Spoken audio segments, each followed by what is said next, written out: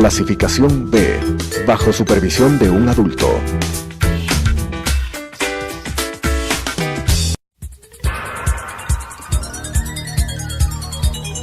Las opiniones vertidas en este espacio por la producción y dirección del programa son de exclusiva responsabilidad de sus autores y de quienes intervienen en ellos.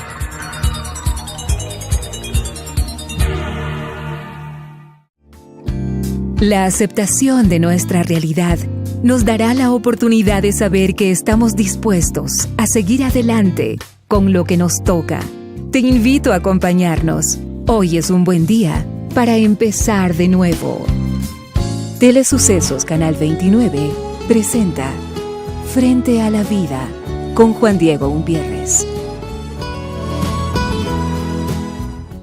Feliz tarde, amigas y amigos. Yo soy Juan Diego Umpierres. Gracias por estar. 6:30, tu parada inteligente, tu llamado de conciencia, tu llamado también, de ese suspiro que le damos al alma. A veces tocamos temas difíciles porque hemos tratado de entender, más bien comprender que la vida tiene que rozar los matices.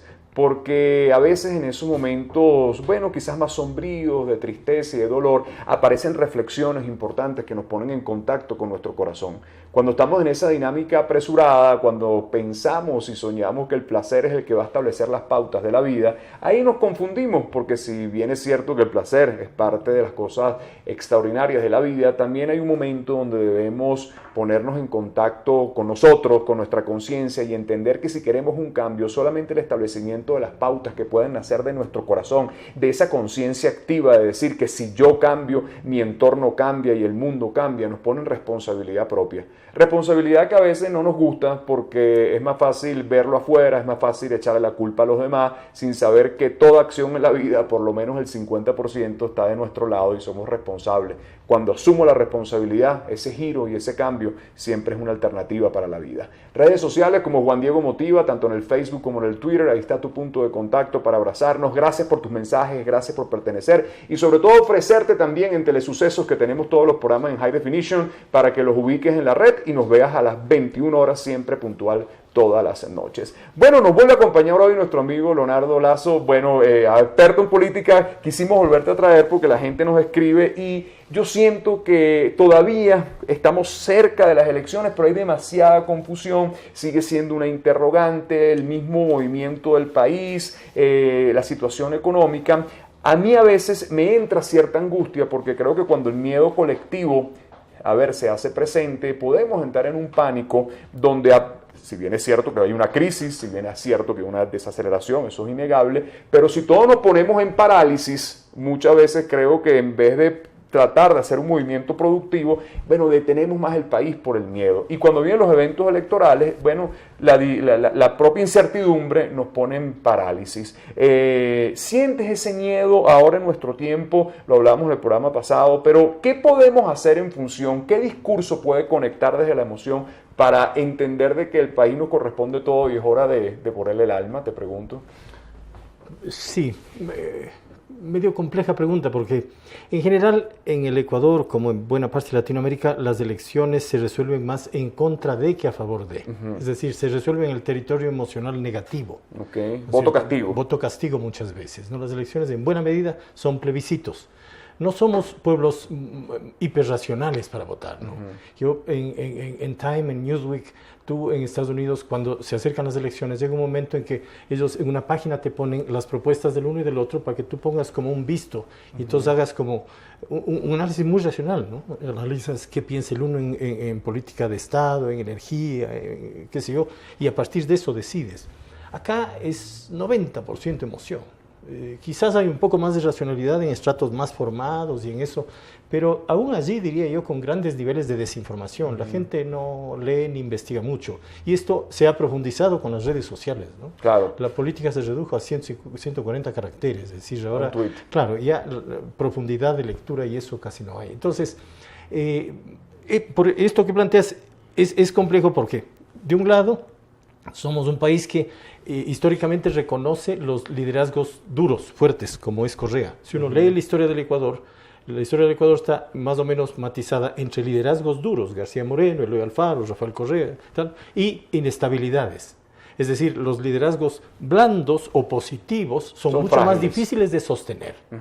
Entonces, porque requieren un pacto social que es difícil de lograr y requieren una alta racionalidad que no existe, con respeto Claro. Ahora fíjate que en los últimos tiempos el discurso emocional es lo que ha sido el producto de que todos estos nuevos procesos, de izquierda, yo todavía me cuesta digerir si la cosa es de izquierda o no es de izquierda, pero fíjate que ha sido el contenido emocional. En nuestros países antes, tú oías discursos, sí, de un grado intelectual importante, cuando uno oía los discursos en el Congreso, en la Asamblea, veías, que había políticos de peso, sin embargo eso dejó de tener conexión con la masa, ¿no? O sea, ya la gente no parece interesarle que me digas mucho a nivel intelectual, sino más bien que me conectes el corazón. Y creo que estos fenómenos populistas han venido de la mano de hablarle a la gente directo al corazón. O sea, sí, te pregunto si lo palpas igual. Pero también de resolverle algunos problemas que venían sin resolver muchas décadas. Pero se resolvieron, te pregunto. Te doy ejemplos. En el Ecuador, en el registro civil, hasta antes de Correa, tú te pasabas en un patio de tierra, las ventanillas eran las ventanas del edificio viejo con los vidrios rotos, y si llovía, te llovía, 5 horas, 7 horas, y regrese mañana 20 veces. Ahora tú vas y sacas la cédula de identidad en media hora. Cierto. En el Ecuador, en un centro de salud, no había nada. No te morías. Ahora, medianamente hay una tensión. Tú puedes cuestionar que sí o no. En fin, te doy sobre esos 2 ejemplos. Lo mismo puedes ampliar a otras áreas, ¿no es cierto? ¿Para qué hablar de la infraestructura, las carreteras, etcétera? Entonces, la gente es por eso te decía, no es tanto ya ideológico si es de izquierda o de derecha. El tema es que ha hecho unas muy buenas carreteras, a mí me está yendo bien, yo pude comprarme mi auto y mi casa, tengo trabajo, mi primo trabaja en el gobierno y gana muy bien, o sea, ¿por qué no voy a apoyar eso? Claro, pero eso es funcional. Fíjate, en el caso del Ecuador eso es funcional porque yo creo que las instituciones sí se democratizaron. O sea, no hay un Estado paralelo. Usualmente en estos países uno requería para poder sacar una cédula, para poder sacar un pasaporte, un Estado paralelo. Aquí uno hace una cita por la licencia y usted tarda 20 minutos en sacar la licencia. Usted va a sacar su cédula y usted tarda 30 minutos y todo tiene un protocolo de funcionamiento muy bien. Hay que establecerlo y eso es claro. Usted se monta en una carretera y usted en una carretera de primer mundo.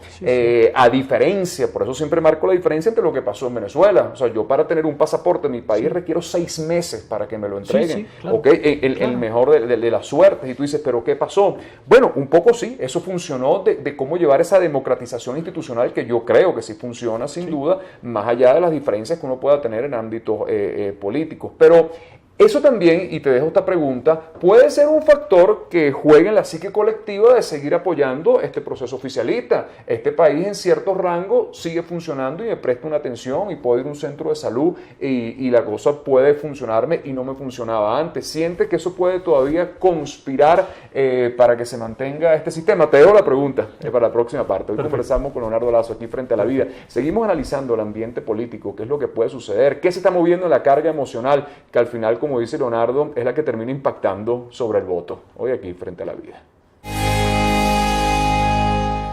Regresamos, conversamos con Leonardo Lazo. Te dejé esa inquietud porque, si bien es cierto, la carga emocional puede establecerme a mí como ciudadano común, que yo tengo acceso a las instituciones y que eso funciona. ¿Eso no sigue siendo un gol a favor del sistema?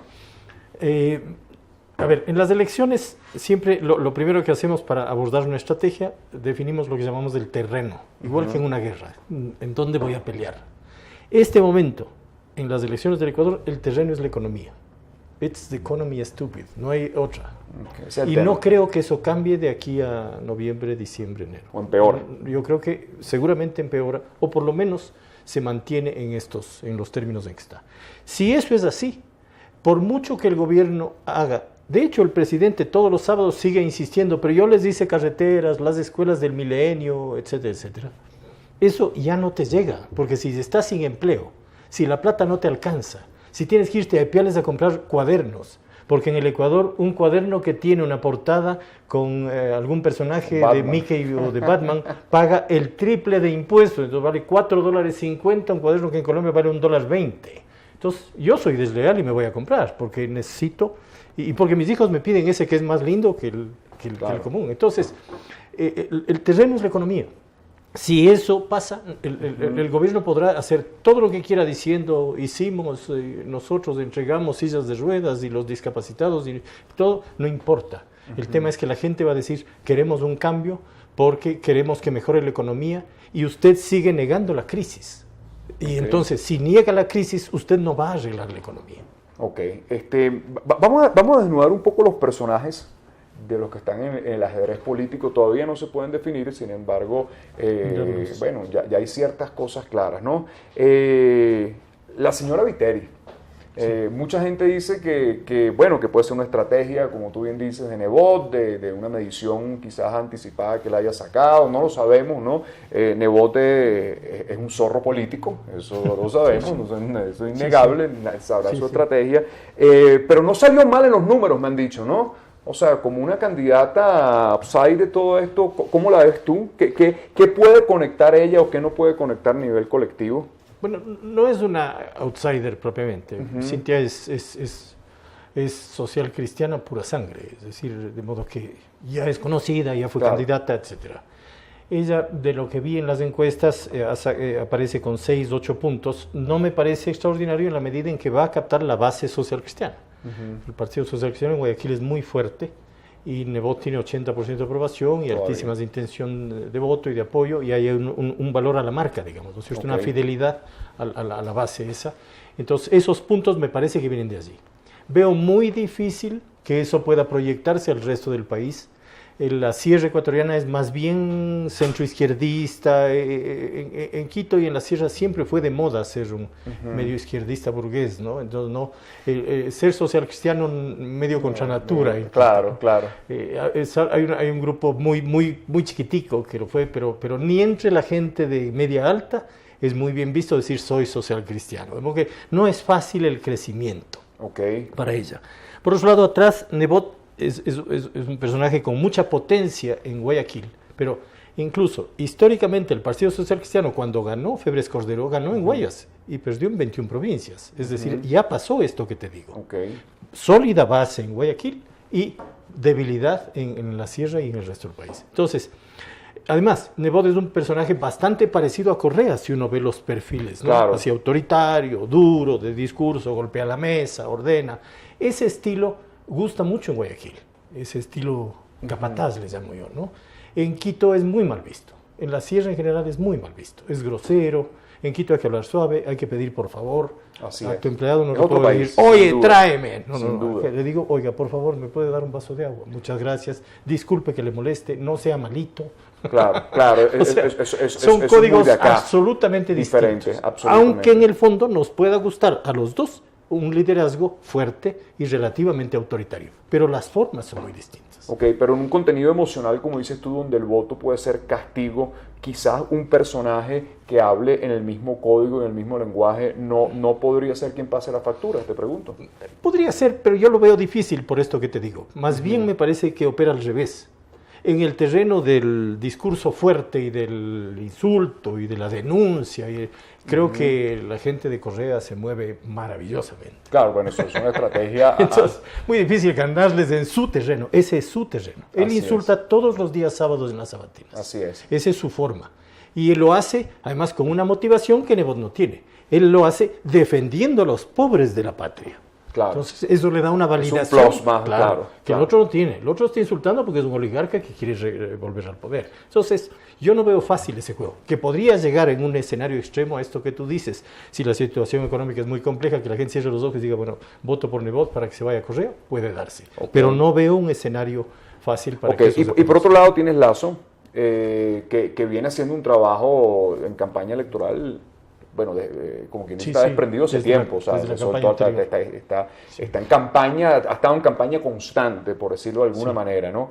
Pero ahí vemos el otro personaje, o sea, el banquero, un hombre inteligente, sin duda. Yo no creo que la etiqueta del banquero sea un estigma, un estigma para nada, hay de todo, como quien dice, ¿no?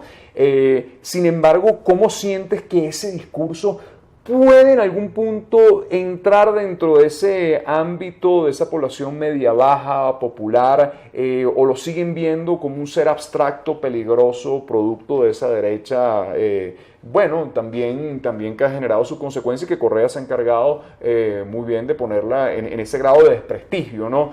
¿No sientes que es muy cuesta arriba que ese discurso logre, como quien dice, tocar el alma popular? Sí, y yo no creo que Lasso tenga que preocuparse del alma popular todavía. Es decir, hay dos clientes en esto, ¿no? El sector popular, esa votación, y las clases medias.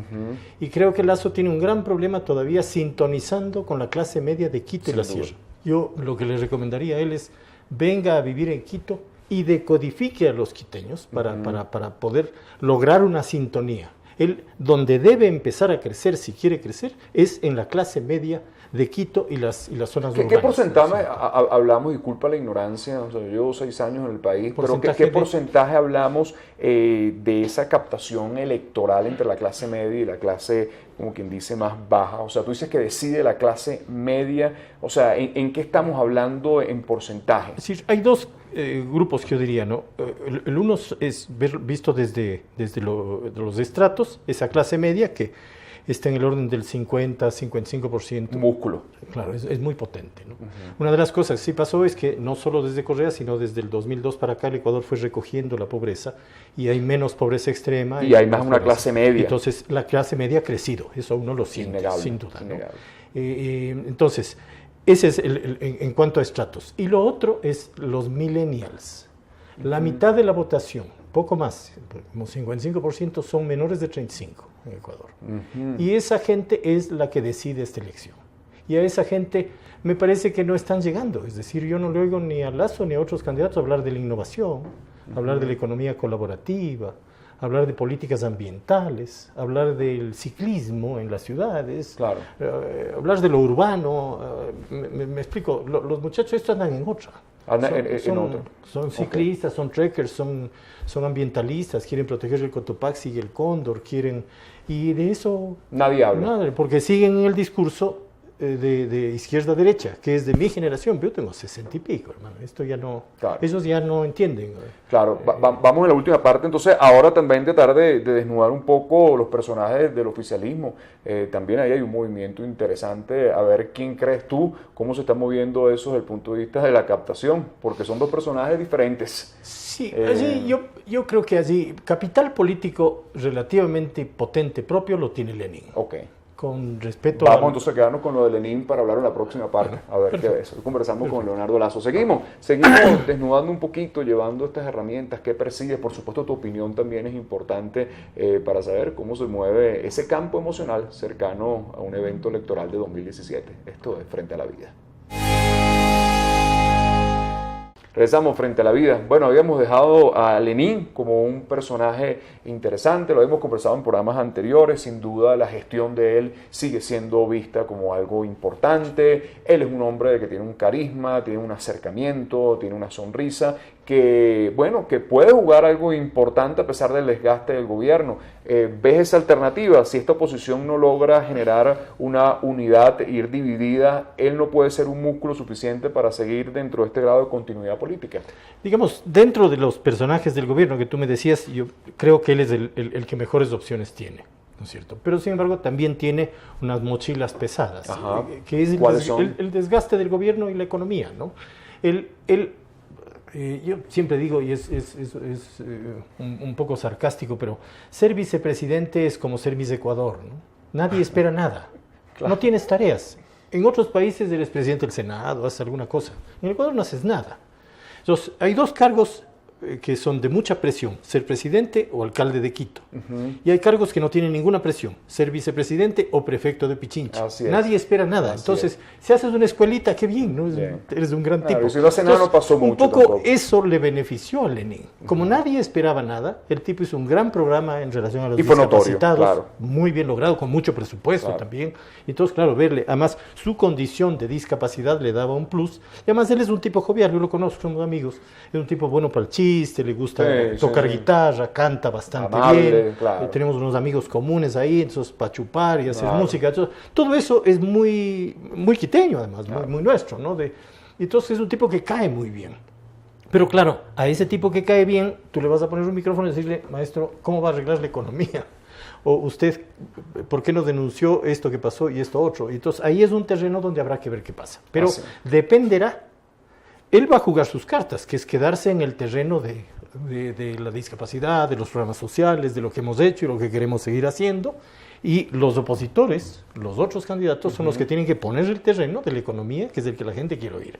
Dependiendo de la fortaleza de mensaje de uno y otro, se resolverá. Así es. Te quiero hacer una pregunta porque hablaste un poco de lo que salía en la revista Time, pero también quiero hacerte algo, tú que eres experto político, estas elecciones en Estados Unidos son bien particulares, porque aquí se está moviendo un contenido un poco más visceral y emocional que lo típico racional que veíamos antes. Estamos cerquita, ¿no? ¿Qué sientes tú? A ver, ahí deberíamos dedicarle un programa solo a eso, es fascinante, ¿no? Yo creo que el Partido Republicano viene en una crisis ya de mucho tiempo, que es la consecuencia de una crisis profunda del capitalismo. El capitalismo está en crisis en el mundo. Así es. Ya no son uno o dos, pero Thomas Piketty o Stiglitz o estos son economistas que formulan unos nuevos modelos. La globalización replanteó muchas cosas y creo que hay que pensarlo, pero es para pensarlo. Entonces, el Grand Old Party, como se llama el partido de Lincoln, ¿no? Que es el primer partido que hubo en Estados Unidos, termina siendo un partido populista. Claro, sin duda. Como el populismo más bobo que vi en mi vida. Claro. Trump es un redneck con plata. Absolutamente. Bobo total, o sea, es una cosa de locos, ¿no? Claro. Entonces se atreve a plantearles a los rusos que le activen la enmienda número 2, a ver si la matan a la Hillary. Claro, los de la segunda enmienda, los que defienden las armas le maten. O dice que Obama es el fundador de ISIS, o sea, entonces termina siendo una payasada, una anécdota. Su propia gente. La gente del partido está viendo cómo carajo se deshacen de él porque no pueden apoyar una cosa así, pero ya te digo, obedece a una crisis profunda del partido y a una crisis profunda no lo ves con una alternativa. Es que nadie lo sabe, ¿no? También hay un público, hay una población reactiva norteamericana que siente que este es el que va a reivindicar, que sabe, que sacar a los extranjeros, que sacar a los extremistas. Claro, Estados Unidos son dos países, tú has visto las elecciones, son las dos costas, ¿no? Costa noreste y costa suroeste, ¿no? Y en el centro los estados redneck, ¿no? Los estados del interior, el gringo puro, el cowboy, esta cosa, ¿no?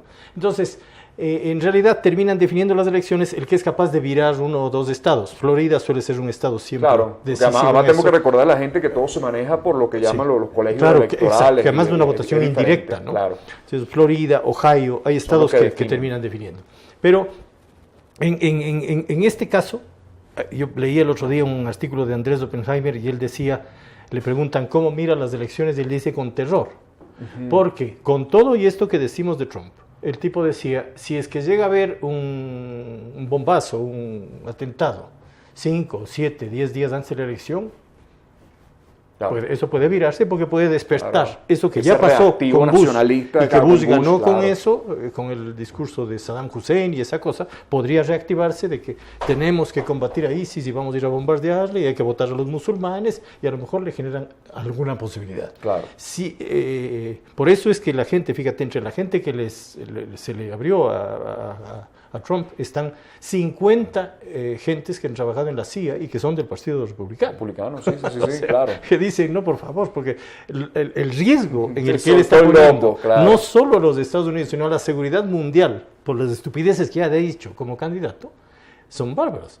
Imagínate ahora que en estos días él ya recibe el primer brief del Consejo de Seguridad. O sea, le van a dar información clasificada, información secreta de cómo está. Es un mono con gilet. Es un mono con gilet, como decimos, es más peligroso que autobusero con sueño, decimos.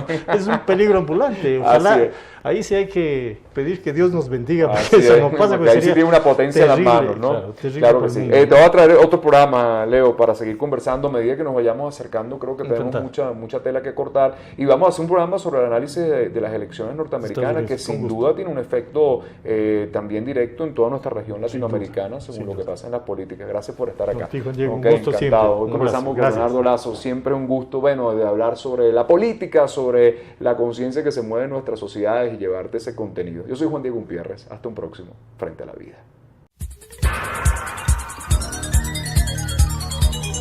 Las opiniones vertidas en este espacio por la producción y dirección del programa son de exclusiva responsabilidad de sus autores y de quienes intervienen en ellos.